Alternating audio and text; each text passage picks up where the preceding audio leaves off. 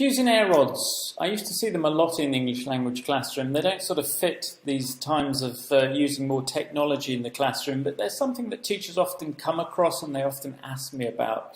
Cuisenaire rods are generally associated with Georges Cuisenaire, who was Belgium, introduced the rods into maths teaching because they represented different lengths, different numbers.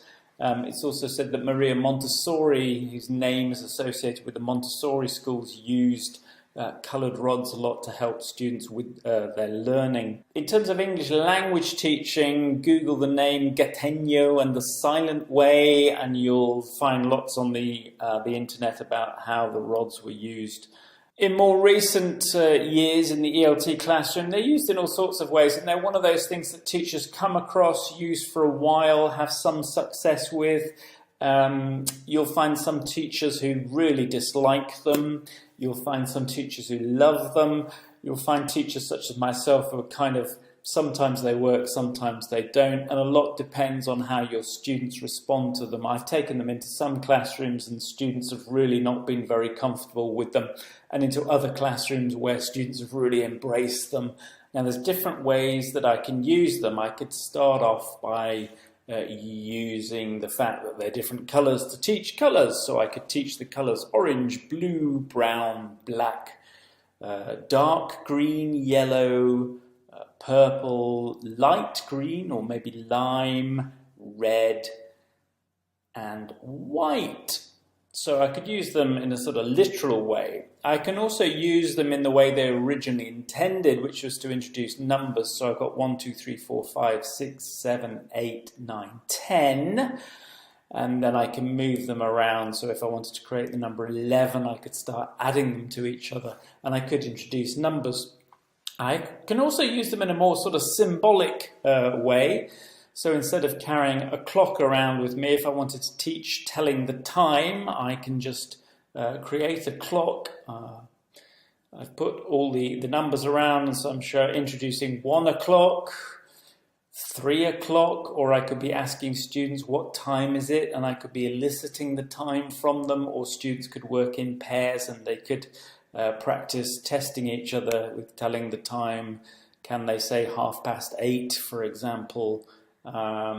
Or can they say 9:15? So we could just look at telling the time in that way. Very simple use of it. Rods are quite good for personalization as well. They're nice if you're introducing where are you from? So I'm from England, in the top left-hand corner, the green rod, but I might have a student in the class who's from Paris or France, and another student from Berlin. And notice how I'm laying the rods out geographically. So we've kind of got London, Paris, Berlin there. And then I'm introducing the student who's from Rome can put their rod down and say, I'm from Rome. And then I might have a student coming from Spain as well. And so they can put their rod on Madrid. And we could practice asking, where are you from? Or if they're business English students, I might say, where is your company based? And they introduce their country by geography, for example. Here's another idea. If you're familiar with Adrian Underhill's book, Sound Foundation, he talks about using the rods to represent word stress.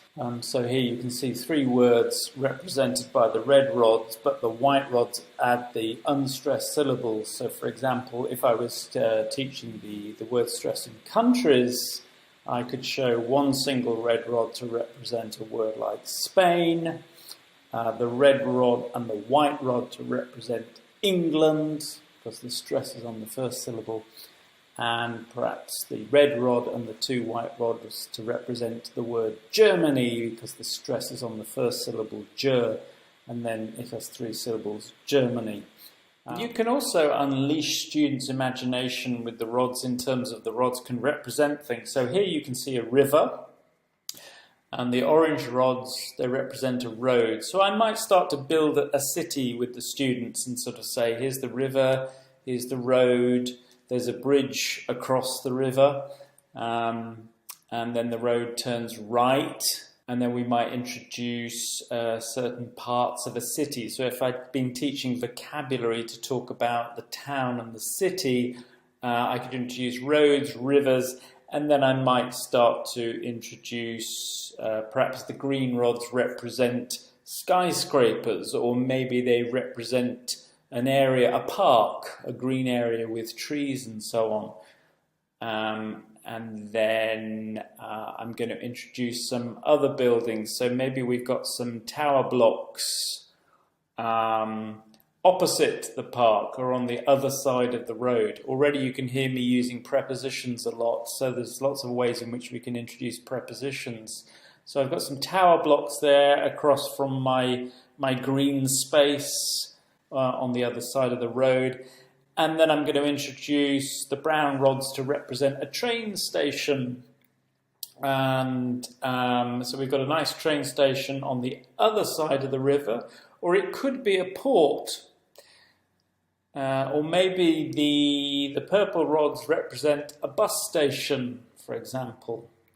Now, I might have introduced this as a teacher, and by now I might have handed it over to the students. So the students are adding a railway track to the railway station, and students might start to add their own places, or I put them into groups and they construct their own cities, and then they introduce their cities to other groups. And so we're practicing all of that vocabulary. I can introduce cars, so I'm introducing a red car driving along the road there, and I can put students in pair, and they can give each other directions, so they can say, well, turn right at the end, turn left at the end, go across the bridge, over the river, go past the train station, go past the park, and they take turns to give each other's directions as they travel around the city in their car. And again, I can point to things and introduce prepositions. So the tower block is opposite the forest. Or where is the train station? Oh, it's opposite the tower block, for example. Storytelling is kind of fun. Often you can introduce a story, tell a story. Here I'm introducing the well-known story of Little Red Riding Hood. So I'm just building a forest initially. And I could elicit from the students, what is it that I'm building if we were doing storytelling. So hopefully they'd get them to guess that I'd built a forest with the green rods. And then I introduce a character, Little Red Riding Hood, at one end of the forest. And I might introduce characters like Grandmother as a yellow rod, the Big Bad Wolf as a brown rod, maybe the Huntsman as a different coloured rod, the darker green rod. And then we could tell the story and move the rods through the forest and try to get the students to try to remember what the story of Little Red Riding Hood is. But then I can update it and I can start changing the rods and change the characters. So Little Red Riding Hood becomes the big orange giant, and Grandmother, who is yellow, maybe she becomes an uncle. Maybe the Big Bad Wolf actually is the friendly yellow lion, for example, and perhaps instead of a woodsman, I've got the two twins. Now, some teachers use rods to represent language structures. For example, introduce the new structure of adverbs of frequency. So the rods do this nicely because you get always, often, sometimes, not often, never, for example. Always, often, sometimes, not often, never. And then you show how adverbs go after the subject and before the verb. So I often get up at 6 o'clock in the morning. I sometimes get up at 6 o'clock in the morning. I don't often get up at 6 o'clock in the morning. I never get up at 6 o'clock in the morning. With business English students, what I'm doing here is using the rods to introduce the language of increase and decrease. So I'm showing them a bar chart where sales have increased and then they fell and then they remained steady and then they increased again and then they skyrocketed at the end. And then I could get students to test each other with different bar charts. Rods are particularly good for English for specific purposes because they can introduce quite abstract concepts. This is a lesson I did once with a one-to-one student who needed to explain to me the process within the factory. So the factory had three production lines, The purple rods represent the trucks arriving. So this student was a logistics manager. The product arrived on the trucks, had to work their way through 3 separate production lines, and then the product was dropped off at the end, and the trucks had to take away the products. But they were trying to achieve a maximum sort of just-in-time approach, so the products were moving seamlessly through the factory. And they also had, each line in the factory had 2 kind of line coordinators. And I remember a lesson where the logistics manager was trying to work out how they could make the system work more efficiently. Rods aren't just for teaching language. You can also use them in terms of teacher training. So here's one way in which you can use it. I can use the rods to represent all the language we have, the English language, and then take it away and talk to teachers about different ways of presenting language. So I might isolate one item of language from the whole of the English language, represented by the red block here. And then I'll say to teachers, look how we present language. So if I was talking about a PPP, present, practice, produce approach, we might take the red block, present it, practice it in a controlled way in different sentences. That's how I'm representing it here. And students practice, they try it with other bits of language, they see if it works, see where they make mistakes. That's the kind of control practice stage. And then I would ask the students to practice that new item of language within the context of everything else they know. So that's the sort of production stage or the authentic stage. So you can represent language in training sessions. Another way of doing it would be to talk about Bloom's taxonomy. So here we've got that classic pyramid Bloom's taxonomy shape indicating remembering, understanding, applying, analysing, evaluating and creating. And you can talk to teachers about those different stages within lesson planning and how, for example, at the lower end, we've got the lower order thinking skills indicated by the black, the dark green and the yellow rods.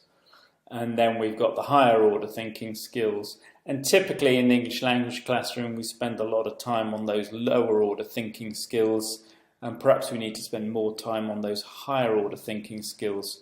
So here I'm separating them out, showing the teachers how much we do remembering, understanding, applying, but we also need to add analysing, evaluating and creating. Okay, so there were some ideas on using rods. Maybe you remain skeptical, maybe you completely embrace them, or maybe you just like to try them out. Why not give them a go?